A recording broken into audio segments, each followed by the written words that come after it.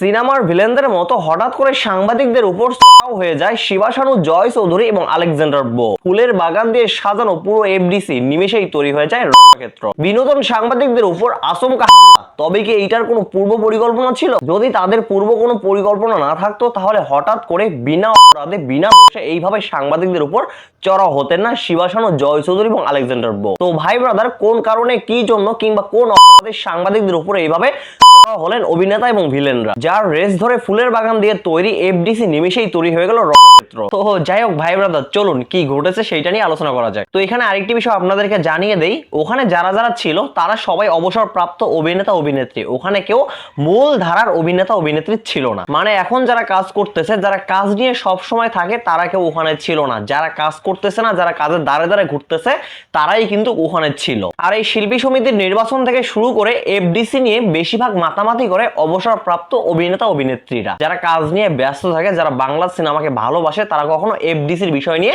মাথা ঘামায় না। কি হচ্ছে না হচ্ছে এইসব কখনো পিছনে ফিরে দেখেও না। তো যাই হোক, গতকাল যে ঘটনাটি ঘটেছে, এই ঘটনাটার কেন্দ্রবিন্দু হচ্ছে ময়ূরী। এই ময়ূরীকে ঘিরে এই ঘটনাটা সূত্রপাত হয়। তো কালকে ময়ূরী সিএনজিতে করে তার হাজবেন্ড এবং তার সন্তানকে নিয়ে এফডিসিতে আসে। তো ময়ূরী এফডিসিতে আসার সঙ্গে সঙ্গে কয়েকজন ইউটিউবের সাংবাদিক এবং কয়েকজন মূলধারার সাংবাদিক, অর্থাৎ মেইন স্ট্রিমের সাংবাদিক, তারা গিয়ে ময়ূরীকে ঘিরে ধরে এবং ময়ূরীর ইন্টারভিউ নিতে চায়। তো ময়ূরীও ইন্টারভিউ দিচ্ছিল। ইন্টারভিউর প্রায় শেষ পর্যায়ে ময়ূরীর মেয়েকে এক সাংবাদিক ভাই কোশ্চেন করে যে, বাবু তুমি কি বাংলা ফিল্মগুলো দেখো? বলে যে হ্যাঁ, বাংলা ফিল্মগুলো আমার দেখা হয়। তখন তাকে আরেকটি কোশ্চেন করা হয়, তুমি কি তোমার মায়ের আগের ফিল্মগুলো দেখেছো? যখনই এই কোশ্চেনটা করা হয় তখনই ক্ষিপ্ত হয়ে যায় আমাদের শিবা শানু দা। তো এক পর্যায়ে শিবা শানু সেই সাংবাদিককে বাইরে নিয়ে যায় এবং তাকে জিজ্ঞাসা করে যে তুমি কিসের সাংবাদিক, টিভি চ্যানেলের সাংবাদিক নাকি ইউটিউবের সাংবাদিক? তো তিনি মূলত ছিলেন খবরের কাগজের একজন সাংবাদিক, মিঠুন আলী মামুন। মিঠুন আলী মামুন বারবার শিবা শানুকে বলছিল যে আমি খবরের কাগজের সাংবাদিক, এবং তিনি তার আইডি কার্ডও শো করছিল। বাট শিবা শানু কোনো কিছু না দেখে তাকে ধাক্কাধাক্কি শুরু করে দেয়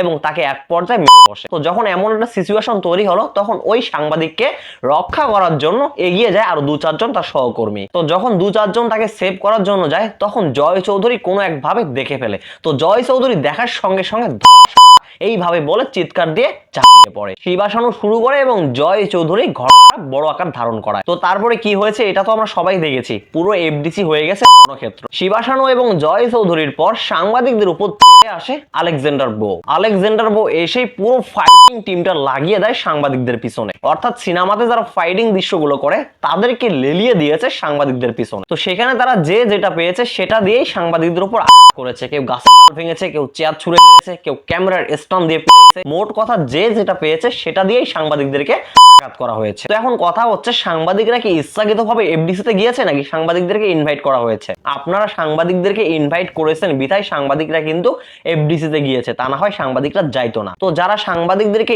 ইনভাইট করে এফডিসিতে নিয়ে গিয়ে এইভাবে লাঞ্ছিত করলো, তো তাদের বিচারটা আগে হওয়া উচিত। তো আমাদের কিছু কিছু অভিনেতা অভিনেত্রী আছে যারা কিনা পরিত্যক্ত, যারা কিনা অবসরপ্রাপ্ত, যারা কিনা কাজ পাচ্ছে না, কাজের দ্বারে দ্বারে ঘুরতেছে। তো তারা মাঝে মাঝে একটা কথা বলে, ইউটিউবের সাংবাদিক, ইউটিউবের সাংবাদিক।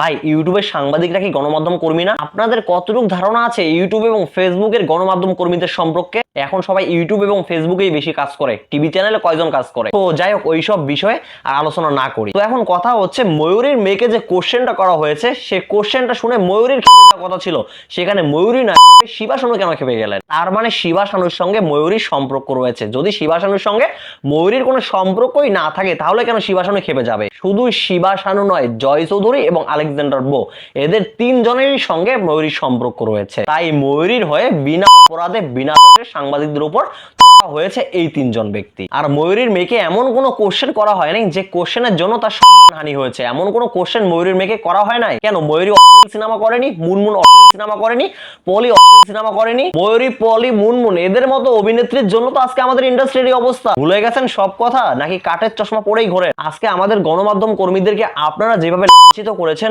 প্রতিটা হিসাব কিন্তু আপনাদেরকে দিতে হবে। আর আপনারা যারা যারা এই ঘটনাটা তৈরি করেছেন না, জয় চৌধুরী, শিবা শানু এবং আলেকজান্ডার, আপনাদের এখন প্রয়োজন জেনে যদি আমাদের গণমাধ্যম কর্মীরা আপনাদের সাক্ষাৎকার না নিত, আপনাদের কোনো ইন্টারভিউ না নিত, তাহলে তো আপনারা কবেই হারিয়ে যেতেন। আপনারা এখনো টিকে আছেন গণমাধ্যম কর্মীদের জন্য। তো যাই হোক, তারা যে ঘটনা ঘটাইছে সেই ঘটনার জন্য আমি তীব্র প্রতিবাদ জানাচ্ছি। আর আমি সকল গণমাধ্যম কর্মী ভাইদেরকে রিকোয়েস্ট করব, আপনারা বয়কট করেন। বাংলাদেশ ফিল্ম ইন্ডাস্ট্রির যারা অবসরপ্রাপ্ত অভিনেতা অভিনেত্রী আছে সবাইকে আপনারা বয়কট করেন। যারা যারা ওখানে ছিল সবাইকে বয়কট করেন। আমি বাংলাদেশ ফিল্ম ইন্ডাস্ট্রি বিএফডিসি কে বয়কট করতে বলছি না, যারা যারা ওখানে ছিল প্রত্যেকটা লোককে বয়কট করে এবং প্রতিটা লোককে কিভাবে আইনের আওতায় আনা যায় সেই চেষ্টাই করেন। তো ভাই ব্রাদার, ভিডিওটা এই পর্যন্ত।